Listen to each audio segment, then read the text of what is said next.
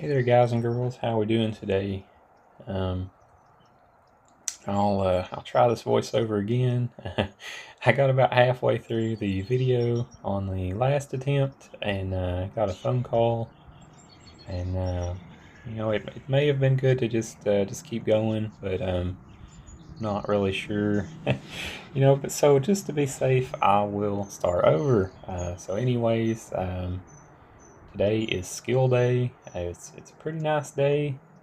I think when I started working out today, it was closer to 60 degrees Fahrenheit, or around 15 to 16 degrees Celsius. But it was a very sunny day,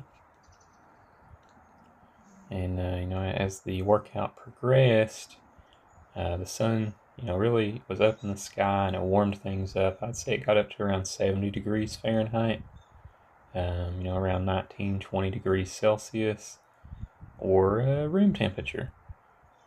Today, like I was saying, it's skill day, so I'm just practicing, the various skills that I work on throughout the week. I also had a bit of freestyle play at the end, which is, it's something new I've been working on. Really been working on, just various things that I think are cool, and I'd like to learn how to do at the end of my workouts. That's not really a good time to work on things, but because you're going to be fatigued, you're not going to have much strength. But a lot of the things I've been working on, I feel like don't require a whole lot of strength, as much as they are just techniques. Something that I've really been kind of coming to discover, or at least feel like trying in my workouts, is that I've been kind of feeling a little stronger doing one-arm things. I still definitely don't do any one-arm training like I used to do. I think at one point in time there I was doing almost full body weight one-arm negatives, and I think I had tried to jump progressions just a little bit too quick, and really started getting some inflammation in my right shoulder. And it still bothers me just a little bit every now and then, but it's astronomically better compared to how it was at the time. So I have been kind of slowly sneaking in just a tiny little bit of one-arm pull training, with some very easy progressions, in my opinion. Still much less resistance than I was doing. And the main difference now is I'm just really, I'm keeping the quantity down. I'm keeping the rep number down. Most of the time I try something like that, it's just one rep, one attempt. And I'm really making sure, I'm getting, scapulas engaged properly. I'm doing, all that I can to really pull the scapula down and back when I'm starting each movement, before I ever start bending an elbow. But I'll talk a little bit more about that, when we get to the respective skill. Here, we're warming up, and kind of like I was just talking about, I'm just doing all these warm-ups to try and be safe, trying to get my body in the mood to work out. My mind is in the mood to work out. That's why I'm out here. But you can't just go out there and just jump straight into everything. You have to make sure you get your body in the mood as well, so to say. You have to get everything stretched out and warmed up and loosened up, and that greatly decreases your chances of injury. It also makes you stronger, so that you don't have anything to lose by warming up. As I've said before, I am a warm-up machine, and I think a lot of that comes from just so many injuries. I have had so many injuries in my day, but I'm sure, even if you've never suffered anything traumatic, I'm sure that you can safely assume having injuries are no fun.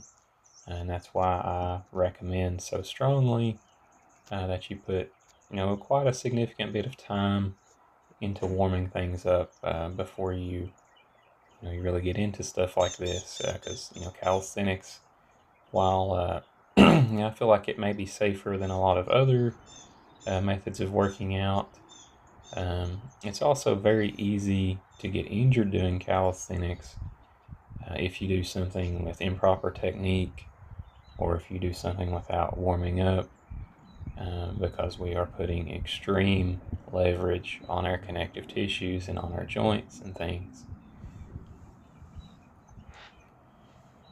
So you'll slowly see, if you watch my warm-ups, you'll slowly see me, like I'll start out at a lower intensity and my intensity slowly ramps up. And the idea is, eventually before you stop warming up, you should be at almost the same level of intensity that you'll be at for whatever it is you're doing for the day. Here is my pull day specific warm-up, or at least that's what I've been calling it. I'm just, taking my joints through the motions that they would normally go through on a pull day. But, given today is skill day and not pull day, but we're definitely going to be doing some pulling today. So just to be safe and getting things going. There you can see some of that one-arm technique I was talking about, where I'm really making sure that scapula is withdrawn and properly engaged before I really commit to the one-arm pull. I'm always starting out by withdrawing that scapula, and then once I've established that, then I can bend the elbow and really commit to the movement. Here is something new I've recently started trying. I would probably call this a push day specific warm-up. Just taking my body through the motions that I would do on push day. It's a lot easier to work on techniques, and this goes for either of the warm-ups you saw here in the past few seconds. It's a lot easier to go through the techniques and focus on doing things properly. At least for myself, when I don't have my big butt up there, because that's a lot more resistance than those little resistance bands. But here we're cranking up the intensity a little bit, getting into the next stage of the warm-up. Doing some pull-ups there with a little bit of a width change. And we're going to do some push-ups. We're not trying to fatigue, we're just doing a few reps just to get things moving. We're going to go into a handstand.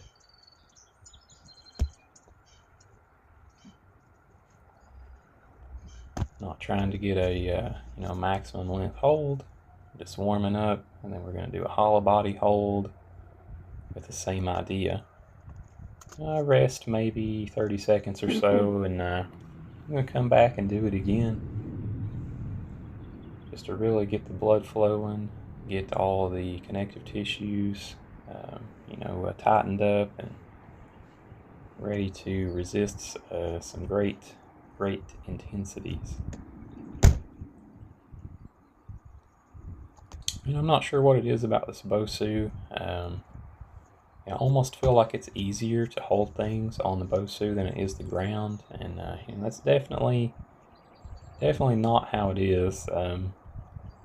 It's definitely much easier to hold things on steady ground than it is the Bosu, but what I think is making it appear that way is it's easier when you first kick up onto the Bosu. It's very easy to catch your balance, where there's some forgiveness, where it can move with you. So like that initial moment of you catching your balance, I think is a bit easier than on flat ground. But once you catch your balance, it's definitely much more difficult to maintain your balance on the Bosu than it is on flat ground. But anyways, enough about that. Here's what I was talking about with that one arm pulling. I'd really like to get to where I can hold a 90-degree lock with no assistance. So today I decided to turn up the intensity a little bit, and instead of holding onto the bar with the assisting hand, I would instead hold onto a band. And, I feel like I've done pretty well on this. As I've said in many clips before, if you've watched me in my rambles, if you listen to me ramble, I love to add a stabilization factor. I feel like that's just really like the kiss on top, the cherry on top of the sundae.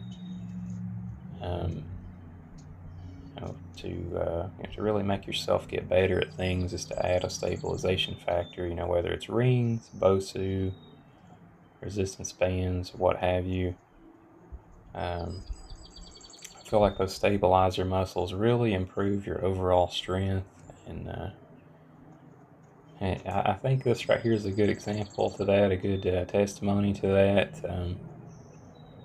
Look on both sides of my body, I'm able to just really crank my big butt up there and just really choke up on that ring with the dominant arm.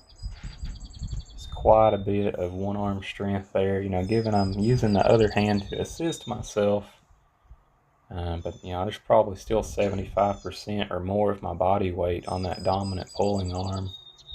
And for somebody that weighs 203 pounds or 95 or so kilos, that's quite a bit of weight. Now here I'm trying some handstand press. Got a little too far forward on that one, but another thought here is instead of doing it with bent knees, on this one I was going to try and do it with straight legs, which is a little bit more difficult of a progression of the handstand press. It's just a little bit easier to do with bent knees. And so it was a little too difficult for me, and I had to bend the knees, and then I was just it's out of my comfort zone, and it's pretty sloppy. So I decided I would do a negative, or at least try to. Here we go. I got it that time, but here's the negative I was talking about. I'm trying to stay straight legs, and that's quite a bit more difficult than when you bend your knees. As you could imagine, the amount of leverage that's putting on your upper body. But here we're going to do some planche training.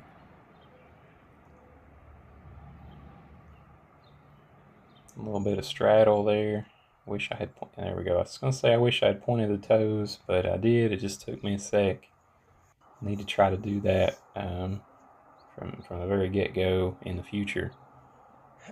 Here's the second attempt of that. On this one, I think I'm trying to get some more time under tension instead of such an intensity. I did try a little bit of a half lay kick out and then a straddle kick out. But then I go back to the tucked hold.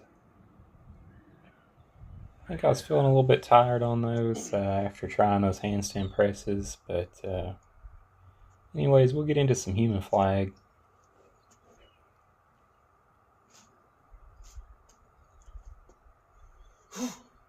I'm really struggling with this vertical grip, and as I was saying on the previous core day video, it's not that I don't have the strength to hold myself up, it's that when I kick up on the vertical grip, my body starts to spin around the bar, and I'm not exactly sure what's causing this.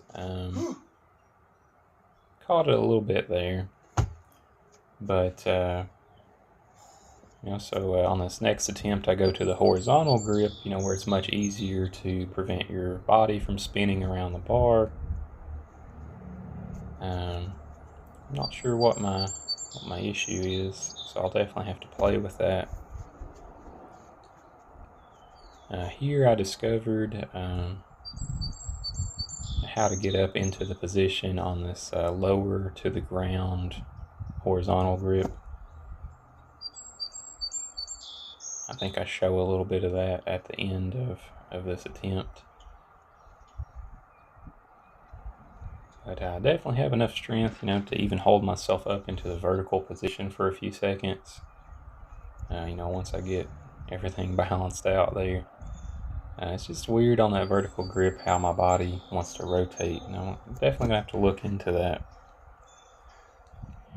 But here's what I was saying. You need to be trying to try to kind of kick up into the position instead of what I was doing there first, where I was just kind of trying to pull myself up into position. I don't think I'm quite strong enough for that approach yet. Here's some slow muscle up. Obviously, I didn't didn't do slow muscle up there, but what I can do is the slow muscle up negative, which I felt like I done pretty good on. And then I go to the rings, where in my opinion it's a bit easier because you don't have the bar in the way. And I may or may not have done a slow muscle up here on the rings. I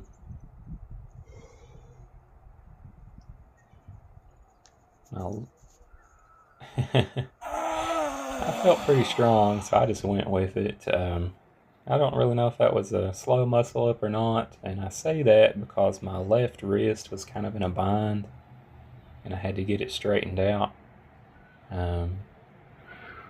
Regardless, I still think that was a pretty good little accomplishment there. I'll definitely keep working the slow muscle up. I think we're getting close. Here is front lever. This is another thing I've really been working on a lot. I think I'm getting quite a bit stronger at it. And it's another one of those things where you have to really make sure that you have things engaged properly. You got to have the scapulas down and back, and you got to have that posterior pelvic tilt that actually feels almost the same as when you do a hollow body hold laying on flat ground. You got to do that same technique suspended in the air. And there's a really good example of that. Start from full to halfway to advanced tucked for a little bit of time under tension. Hold with that blue band.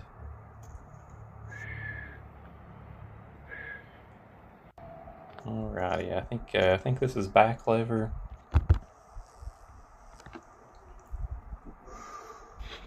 I remember on my previous core day video, I didn't feel like I quite got deep enough into the back lever.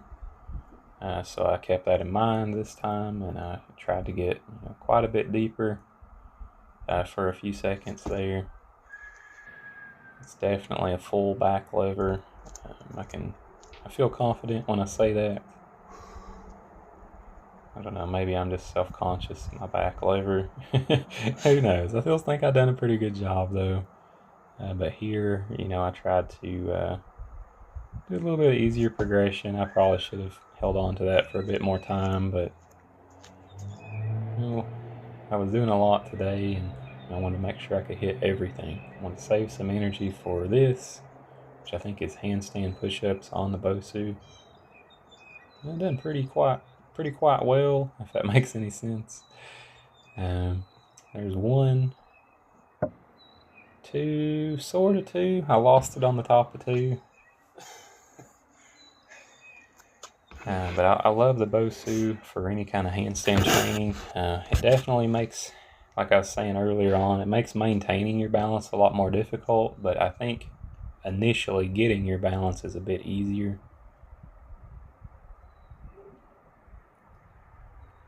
Here on flat ground, I decided I would just do some negatives.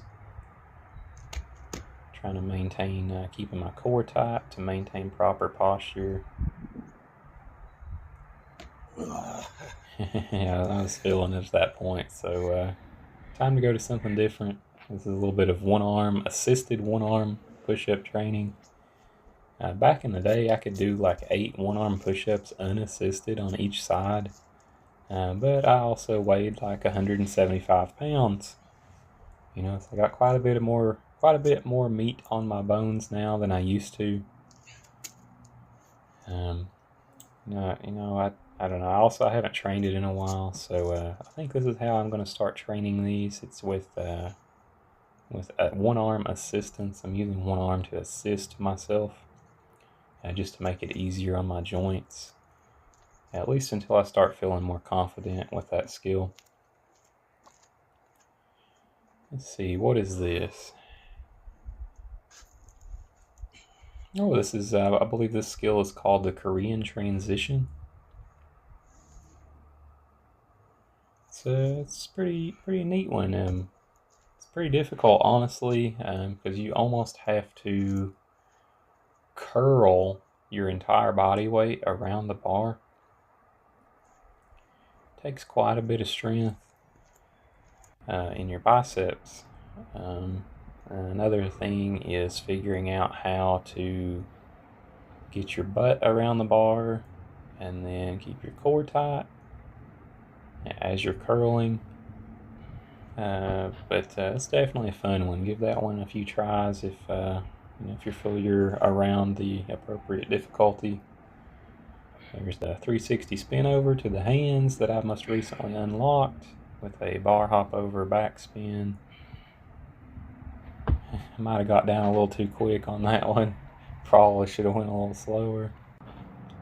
And I think this is where my freestyle training really starts to take off, and maybe where I may have got a little carried away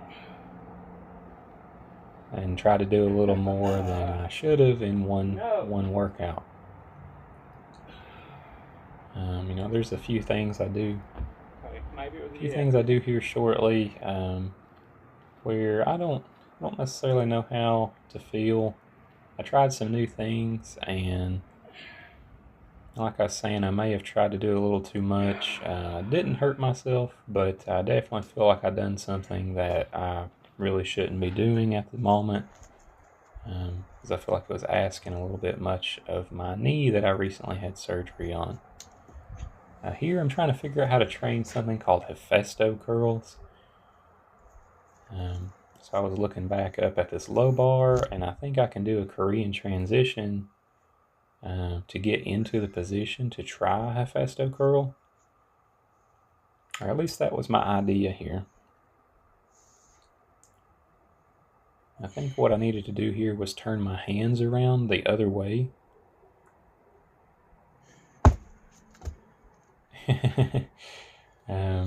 I think ideally, though, the most ideal way for me to start training this skill would be to put something under the parallel bars to stand on, in order to get into the position a lot more safely.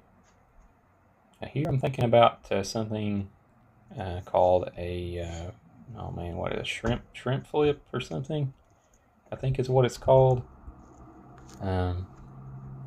I've always struggled with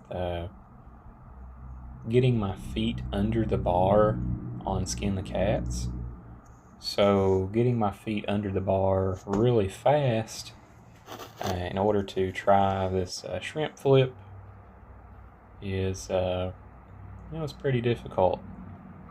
I felt pretty safe here trying this. I didn't really feel like I was asking. I didn't feel like I was asking a whole lot of my body with that, but so I'll probably try that again in the future. But here's what I was talking about. I didn't really feel too safe with what I was doing. I'm trying to do like a 360 off the bar. It's like, so you could do like a 360 muscle up. Like you do a muscle up and then you 360 spin, re-grab the bar. And I'm doing this on pretty soft ground, but I feel like that sudden impact on my knee is probably not the best thing to be doing when you're just like 2 months out of knee surgery. I think honestly, before I retry that in the future, I may put it on hold for a while, and I think I may try like a muscle up on top, like to hop on top of the bar or something after the muscle up. I think I want to put off that 360 spin for a while. It really asks a lot of the knee to train that. Here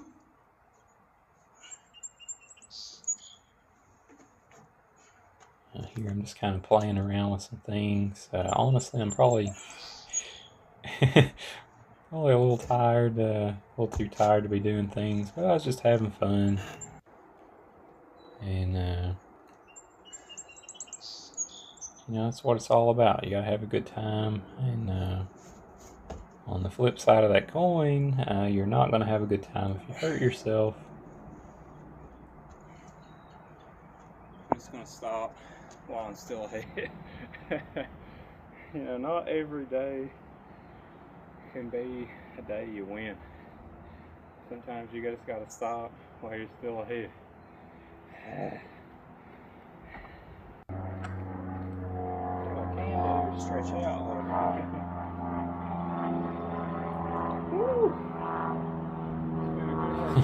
So as I was saying there, I don't know if you can hear me or not, I'm not sure how well that'll show up, but I was saying it was about the time I had realized that I was trying to do too much. I was getting a bit carried away. And as I was saying before all that started, you know, the main idea is to have fun. You're not going to have fun if you get injured, so you also have to be able to realize when you're doing things that are a little bit more advanced than the level you're currently at, and also asking a little bit too much out of your body, especially body parts that you have recently had surgery on. So in my short-term future for training, I'll probably keep trying that shrimp flip. I'll probably put the muscle up 360 spin around up on the shelf, and probably not try that for a while. Don't really feel too safe trying that. Just ask a lot where you're jumping to the ground a lot. Puts a lot of pressure on the knee. A lot of pivoting as well. But I may try. I'm gonna try some other things. We'll see.